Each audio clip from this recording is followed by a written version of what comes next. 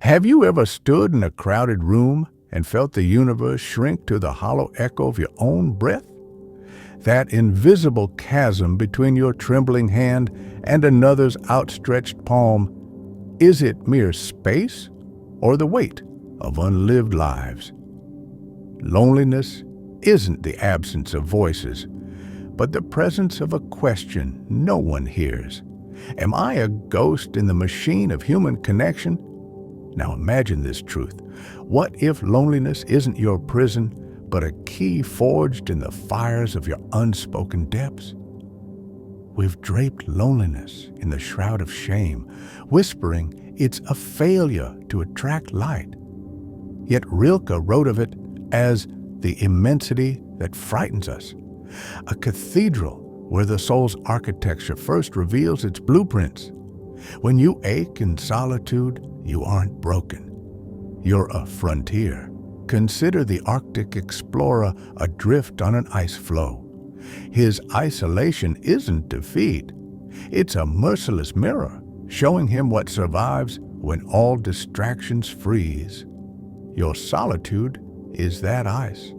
What remains when the noise dies? Modern life feeds us illusions of community like artificial sweeteners, digital applause that starves the spirit. We scroll through galleries of embraces while our ribs cage a scream. But here's the razor's edge. Connection cannot bloom until you cease begging the desert for rain. Jung saw loneliness as the shadow of individuation, that sacred crisis where the ego's scaffolding cracks to reveal the self. When you stop grafting your worth onto others' gaze, the real work begins. Who would you be if no one ever validated your pain? I recall a woman who moved through parties like a curator, smiling, refilling glasses, her laughter a perfect replica of joy. One midnight, she stood on a balcony watching strangers leave. In that silence, she finally met herself. Not the ghost who performed for crumbs of attention, but the architect of her own emptiness. She didn't need more voices. She needed to hear her own. What ancient part of you have you silenced to keep the world comfortable? Loneliness sharpens its knives in the gap between who you are and who you pretend to be. Every mask worn to ward off judgment thickens the walls of your isolation. Kierkegaard called this the despair of not wanting to be oneself, a self-betrayal that poisons the well of connection. But what if you dared to stand naked before the mirror of your own consciousness? Not to fix, not to judge, but to witness. Could your loneliness be the birthplace of belonging? Before we continue, this type of video takes time and effort. If you enjoyed the content and want to support me, you can do so through Super Thanks. Thank you to everyone who appreciates the effort. Let's complete the journey together. The paradox is this: we seek salvation in others while fleeing the very terrain where salvation grows. We mistake proximity for intimacy, mistaking the heat of crowded bodies for the sun. Yet Viktor Frankl, surviving Auschwitz's frozen hell, discovered the last of human freedoms: to choose one's stance toward existence, even in absolute desolation. His loneliness became a crucible, not because others filled it, but because he stopped waiting for rescuers. When will you stop confusing attendance at your life with allegiance to your soul?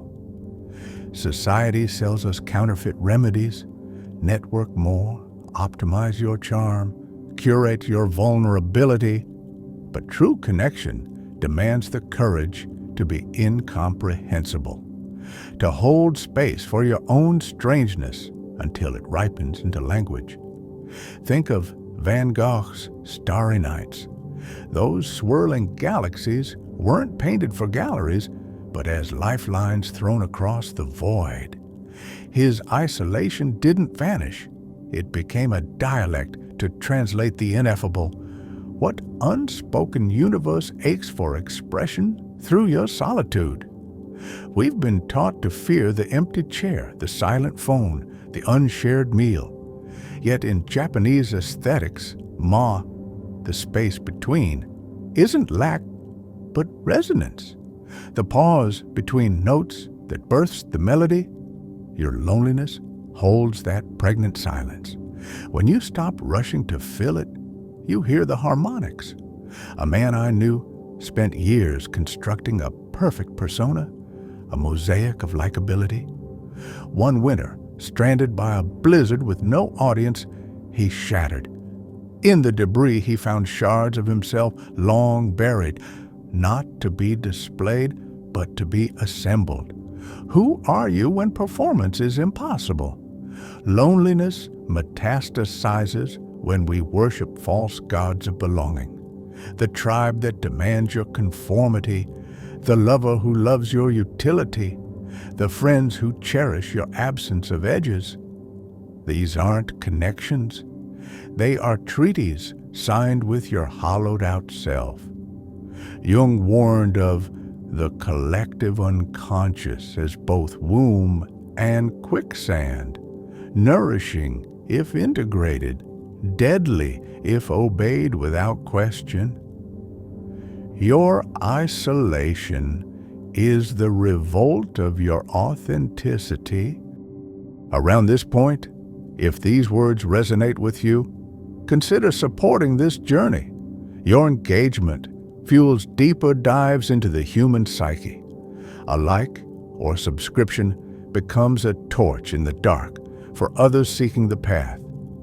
Consider how nature roots itself in solitude. A seed splits open into darkness. No crowd cheers its metamorphosis. It's the aloneness that allows the radical trust required to reach for light. Human souls are no different. We mistake loneliness for barrenness when it's the soil. Nietzsche's abyss gazes back not to devour but to awaken. Only when we stare into our own depths do we discover the bridges to others. When did you last sit with your emptiness until it bloomed? We've built entire civilizations around distraction from inner silence. The buzz of notifications, the narcotic of busyness, the dopamine drip of curated approval. Yet the mystics knew God speaks in whispers heard only in the desert of the soul. Your loneliness is that desert, not a punishment, but a sanctuary.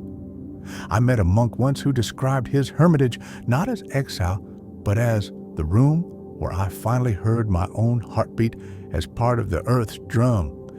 His isolation didn't separate, it interwove. When will you stop treating your solitude like a crime scene? The healing begins when you stop pathologizing your hunger. Loneliness isn't a malfunction, but a compass. It points toward unlived territories within. Freud saw it as the echo of childhood separation. But what if it's the future calling?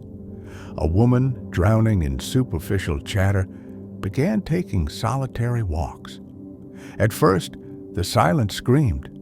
Then one dusk, she noticed how oak roots cracked sidewalks, not angrily, but inevitably. She realized her loneliness wasn't a wound. It was a root system seeking deeper ground. What buried parts of you are breaking surface? We fear that embracing solitude makes us unlovable. Yet Rumi wrote, "Your task is not to seek for love, but merely to seek and find all the barriers within yourself." Those barriers are guarded by loneliness. Each moment you stay present with its ache, a stone falls from the wall, not to make you more palatable to others, but to make you porous to your own existence.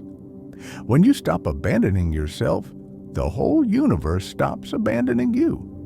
Who built the first barricade between you and your soul? The modern world weaponizes comparison. We see highlight reels of belonging and feel exiled, but connection isn't a group photo. It's a quantum entanglement of sovereign beings. Einstein knew a human experiences himself as separated, a delusion of consciousness. Your loneliness is the friction of that delusion dissolving. What if the cure isn't finding your tribe, but recognizing they've been here all along, waiting for you to show up as yourself? Opportunistic relationships thrive on the unexamined void. They offer band-aids of attention to hemorrhages of the spirit. But your loneliness refuses anesthesia. It's the immune response rejecting counterfeit bonds. Jung saw these dynamics as projections. We attract what mirrors our inner disconnection.